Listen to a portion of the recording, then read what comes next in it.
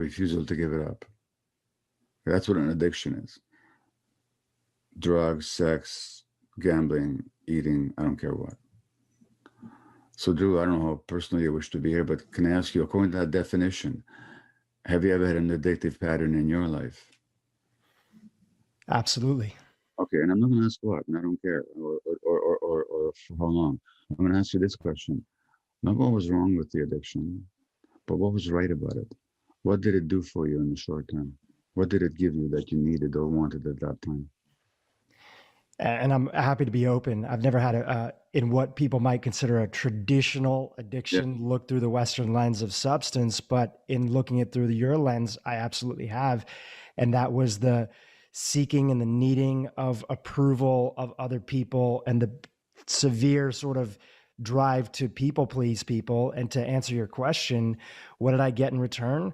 I became known as, I was surrounded, Recognition, got acknowledgement, recognition. and companionship. Is that the case? Absolutely. Okay. No, Absolutely. no. Is human contact something that is an essential human need, and all addictions are like that, whether it's to gambling, sex, work, shopping, I don't care what, they always give you something that you lost. So addiction is really a compensation for something lost in childhood. As to the people pleasing, well, at a certain point there was a time in your life when your life depended on pleasing people. Absolutely. I know it very clearly. Okay, well, is that a good thing or a bad thing? It's a compensation. It shouldn't have had to. You would have, ideally, life would have given you the circumstances where you accepted and valued for exactly who you were as a young child. That's a need of ours. When we don't get that, we become people pleasers. And let me tell you, I've written a book called When the Body Says No, and it's all about how these people, these chronic people pleasers who suppress themselves to please others, that's the source of so much physical illness. Because that pleasing of others and suppressing your own needs to please others actually undermines your immune system. I'm talking science here. So that I'm saying so many diseases or so many afflictions, so many mental health conditions originate as compensations for what's lost in childhood. Take something like depression. And I'm going to finish my illustrating my point with this. What what does it mean to depress something? Literally, Just physically, what does it mean? you got to push down to suppress it. Exactly right. Any idea what people push down in depression? Feelings, their Exactly. true essence. Right. Now, why would a human being push down their feelings? You know, I think about it to probably survive the moment, right? To Exactly. avoid conflict. Avoid conflict, avoid the pain. So when a child is not allowed to have their emotions and is not held with their emotions, or is not allowed to express anger, they learn for the sake of staying in relationship with their caregivers to push these things down. And then 30 years later, they're diagnosed with this illness, so-called illness called depression. It all began as a compensation.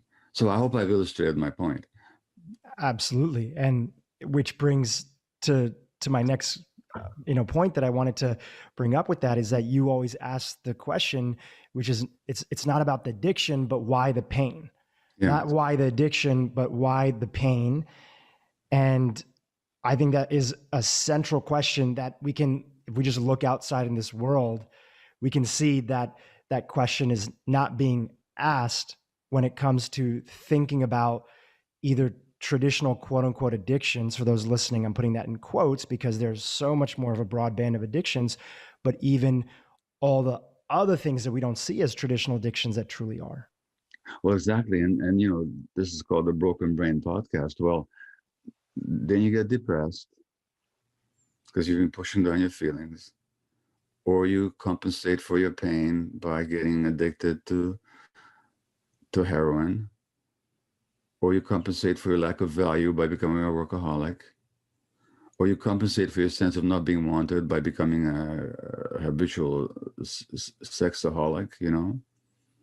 And then they tell you there's something wrong with your brain. There's a brain disease going on. No, these are all compensations. And yes, they affect the brain, but it's not an illness that started in the brain. It's how your brain responded to life circumstances, to the pain of life. And the brain is actually shaped by life experience. So really, it's people's experience we have to look at. Why the pain? And that's the question, not only in addiction, although it certainly applies there, but in so many human conditions. Even physical conditions. We've had so many different experts in integrative and functional medicine and leading researchers in cancer. And now that cancer is not this thing that attacks the body, but it actually is a survival mechanism. Our healthy cells that are trying to survive a diseased, a diseased environment that they're being placed in. So really, the idea that so much of we think of what is wrong with us, physical ailments, personality traits, compensations, addictions, are, as you said, survival mechanisms. It's action, reaction. When we understand that, we're left with the truth of now we can actually move forward. Well, let's see, what would I say about cancer? So lots of studies. I'm just writing a new book, so I just reviewed the vast literature on this. So women who've got symptoms of post-traumatic stress disorder have double the risk of ovarian cancer. Children who are abused in general have a higher risk of inflammatory diseases, autoimmune diseases, and cancer. And I could go on and on and on and on. The cancer, I wouldn't say directly is a survival mechanism, but it's a product of the body's response to lifelong stress and trauma. And for example, we talk about people pleasing, and a lot of people who develop cancer have got this tendency to suppress their feelings. That suppression of feelings also suppresses the immune system, because the immune system is not separated from your emotional system. It's all one system. So then you get cancer because your immunity has been diminished. Now, what does the cancer do? Well, the cancer threatens your life. It really does. I mean, physically, it really threatens your life. And of course, often it takes your life, which is true. But what's also true is that for a lot of people that I've talked with, the cancer functions as a wake-up call and says, boy, you have not been paying attention, have you? You've not been paying attention to your own needs. You've not been paying attention to who you really are. So in that certain sense, no, I don't recommend this way of learning. I don't recommend cancer to anybody. But once it shows up, I've known so many people to whom it's been a teaching experience. In a real sense, it was a cause of rebirth of their true selves. And this has been studied. I'm not just talking airy-fairy stuff here. This has been studied. And if you look at, there's a couple of books I could mention. In fact, you might want to have these people on your podcast. One of them is called Cured by Dr. Jeffrey Rediger, who's a physician and psychiatrist at Harvard. And Cured is his book where they looked at people with so-called spontaneous remissions, people who, despite the failure of medical treatment or despite the fact that they refuse medical treatment and they're supposed to die, instead their cancer goes away. And medical science doesn't study these things very much. Like, it's interesting. I talk with these people who've survived like that, and the doctors never know what they did. But what they did is, in every case, transformed their relationship to themselves. They became much more authentically themselves. And that made a difference to their malignancy. Now, I'm not talking about panaceas or cure-alls. I'm just saying that when the healing happens, it has to do with a deep connection to your able to be themselves, instead of identifying with all those mechanisms that you identified in yourself, the people pleasing and all that. Are they just going to be themselves? That has a huge impact on their health. And illness, again, not that I recommend it, very often comes along and says, Friend, wake up. Wake up. The life you've been leading is not your life. For you, you didn't have an illness. I don't think so from the work that I've read about you, but you had these addictions and this pain that was there. You've been very vocal about, shopping, workaholism, some challenges that were there in the relationship, how your kids really felt that maybe they couldn't approach you because anger or like, rage feelings inside. What do you think at that time in your life, and you feel free to give context for our listeners who don't know your story, what do you think that you were suppressing that was allowing these manifestations to express themselves? Also, knock on wood, I've not had significant physical illness, although I've had back surgery. That's always interesting, but I've not had significant illness. I've had a few close calls, kidney stones, which at a high stress time of my life, and so on. But I've had significant depression, and of course, I've been living with ADHD. Um, and as you mentioned, I've had a very addictive relationship to work, and also at some point to ignored family to pursue the addictive drive. So I've had all that. Um, I recently read a family history written by a deceased cousin of mine who was 11 years older than I was. And I'm not going to go into the whole story now, but she and her family looked after me for a month when I was a year old.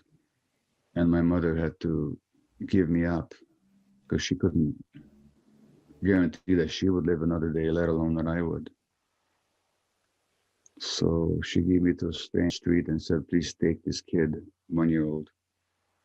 This is wartime Hungary. To these relatives who are in hiding, let them look after him. And so this cousin of mine and her family looked after me under terrible conditions. And she said, I just read this 5 days ago. I had never read her, interestingly enough, I never read this before. But she said that my big black eyes, she talked about me, were filled with fear. And the only thing she could see on my face was fear. This is the 1 year old. Not quite 2 years ago, I went to the Amazon jungle to take part in a ceremony with native traditional healers. And those people knew nothing about me. They didn't know my history as a Jewish infant under the Nazis. They knew nothing. They didn't know. They know I've written books. They didn't know I'm an international speaker. None of that. They just knew that I came to lead a retreat for other doctors and healers. And they did one ceremony and they said, you can't lead anybody. You got to heal yourself. And they said, when you were very small, you had a big scare and you still haven't got over it. Wow. No, they spoke no English.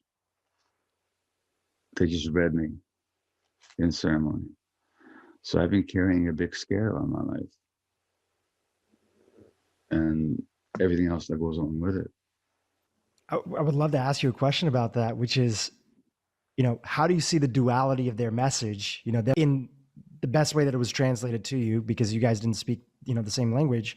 You can't lead anybody, and here you are, a wounded soul like all of us, who is still leading as best as they can through the vulnerability. So how did you receive the duality of their message?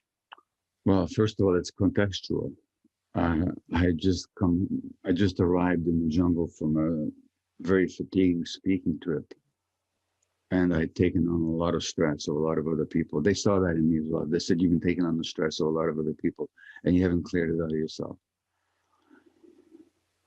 But that's the thing in the West. We can split our minds from our bodies in a certain sense. And I can be on stage and I can be very effective and very articulate and I think very insightful. And people find my work inspiring and helpful, informative. But this is a healing retreat. And they said, for us to work with you, you need to be much clearer than you are. So it's not that I can't do this stuff. I can do this stuff. But in that context where full healing is required, and working with that sacred plant, they needed me to be really clear. And they said, you're not. So, yeah. And speaking of Eckhart Tolle, by the way, he said somewhere, it might be in the New Earth, or it might be in the Power of Now, I forget where, that some people can manifest being, their essence, when they're working, but not elsewhere, so that there can be this split. Because I can channel some really good stuff when I'm on and I'm present. But I'm not always like that. And they found me in a moment when I wasn't like that. They found me in a moment when I was stressed, and I quickly identified the deep sources of that. So, yeah, I can do the work. I've been able to do it, but at the same time, be confused and scared myself on deep levels. They found me in a moment when and to me that feels like one of the most beautiful reminders for everyone, because we all have our micro versions or our macro versions of that. Everybody here listening to this podcast today is doing the best they can. I'm in California, I live in Los Angeles. I don't have kids, but many of my friends do. There are days where you are so loving to your kids that, my friends tell me, and I can imagine, I have nephews and nieces. And there's days where you've just been around your kids 24/7. They're not in schools. They're stressed. You're stressed. And you have a moment as a parent. And that still allows an opportunity to repair. Everybody's working through and is doing the work. And as long as we are still living, there's still that opportunity to continue to do the work and to step back into the present moment. Well, absolutely. And parenting, of course, is the most powerful course of teaching you'll ever get. I mean, you when you're a parent, you really find out who you are and who you need to be. And you have the motivation to do the work as well. And for me, a lot of the motivation to do the self-work that I've taken on has been the difficulties of my kids, whose sources originated in my own traumas that I transmitted to them. When a lot of people are first introduced to your work, because so much of the connection of addiction and pain is related to early childhood experiences, those formative years where we are still developing our sense of who we are. So it's natural that we develop it by attaching to the form of the people that are around us. So if our parents are in pain, as they're in stress, as you shared with your story, your mother not even knowing if she was going to survive, having to give you to family members, and you even talking about her calling the doctor and saying, my son just keeps on crying, like, we need to do something. And he's like, all my Jewish baby patients are crying. They're all crying right now. Yeah, this is right after the Nazis occupied Hungary, and all the Jewish babies were crying. And you can generalize this, in any situation where the parents are stressed or struggling and afraid, the energy is picked up by the kids. And not only is it picked up by the kids think it's about themselves, so somehow it's their fault. So some people will grow up with a kind of guilt that they don't even realize what the source of it is. And the source of the guilt is that they didn't make their parents happy. They couldn't have made them happy. It wasn't their job. But as children, we take this on automatically. And so that a huge source of shame and guilt in this world. People say, as addicted people, of course I'm ashamed. No, you were ashamed before you were addicted. One preceded the other. Shame preceded the addiction. And by the way, this is true not only for addiction, but all kinds of conditions and all kinds of illnesses, as I've written in my other books, so that our self-concept uh, develops in interaction with our parents, and children are narcissistic. And that, I don't mean that as a negative statement. I mean in the genuine meaning of the word. They think it's all about them. So Thich Nhat Hanh, the spiritual teacher who I'm sure you know of, he said that, the Buddhist teacher, he said that the biggest gift parents can give their kids is their own happiness. And the reason for that is children are narcissistic. If my parents are happy, oh, I must be a great guy. I must be a good person. I must really be lovable. Hey, aren't I just wonderful? But if my parents are stressed and unhappy, guess whose fault it is? If they get divorced, guess whose fault it is? On the unconscious level, it's about me. It's my fault. If my mother was unhappy, it was my fault. Not that it really was, but that's how the child perceives it. And so that sense of shame and failure and guilt, it precedes everything. And it's got nothing to do with who you are and what you've done or haven't done. And I think that sometimes when people hear that, because we all go through this, it's sort of the universal experience of humanity, and they're introduced to your work, there's almost this feeling of like, so now you're saying that everything is my parents' fault? And you have a great explanation around this that I'd love you to expand upon, because it's like these early childhood experiences impact us. We're devoid of a feeling or have something missing in our life. Then there's adaptation. If your father was an alcoholic, where did that start? In his childhood. Okay, great. Let's blame his parents. But wait a minute. Why were his parents like that? Oh, well, let's blame their parents. By that logic, we end up going back, blaming Adam and Eve or some poor ape ancestor sitting in a tree eating a banana, Like, in other words, there's no end to the blame game. And there's a book, a title of which I like very much, is by a family systems therapist called Mark Woolen, and the book is called It Didn't Begin With You. It didn't begin with any of us. It's not personal. And like Eckhart says, the ego is not personal. It's just what happens to people. So no parent deliberately screws up their kids. It's not a fault. Look, when my kids were small, I would lose my temper. I was a workaholic. I was there for my patients. What a wonderful doctor who's always available. Guess where that leaves his kids? The shoemaker's son. Yeah. Shoemaker's kids with no shoes. Exactly. Yeah, it was the same story. And so why was I doing that? Because as an infant, I got the sense that the world didn't want me. So if the world doesn't want me, you know what you do? You know what you do if the world doesn't want you? Go to medical school. Then they're going to want you all the time. They're going to want you when they're born, when they die, and at every moment in between they have any problem, they're going to want you. Now you can keep proving to yourself how important you are every second. But when my kids experienced a father who was always working, was always on a beeper, a cell phone, delivering babies at night, not available on weekends, what message did they get? That they're not wanted. I'm passing on the same message. Did I do it deliberately? Did I wake up one morning and said, I'm going to screw up my kids?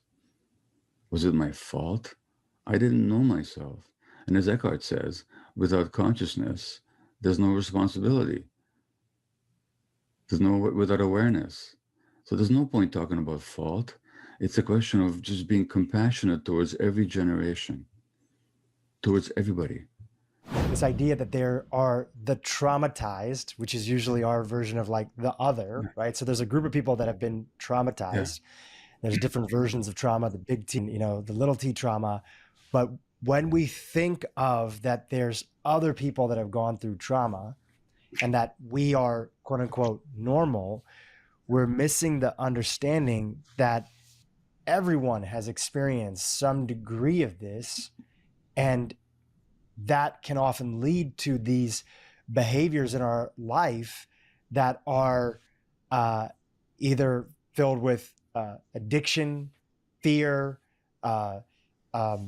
obsessions over things. So it's when we understand that because we don't live in a trauma conscious society, we don't see where our own trauma could have lived out. We miss the boat on really understanding who we truly are, and not to figure out who's to blame, as we've talked about before, but to actually get a better sense of letting go what's not useful, so that we can move forward and focus on all the things that we were brought on earth to be able to do. Yes. So it's a question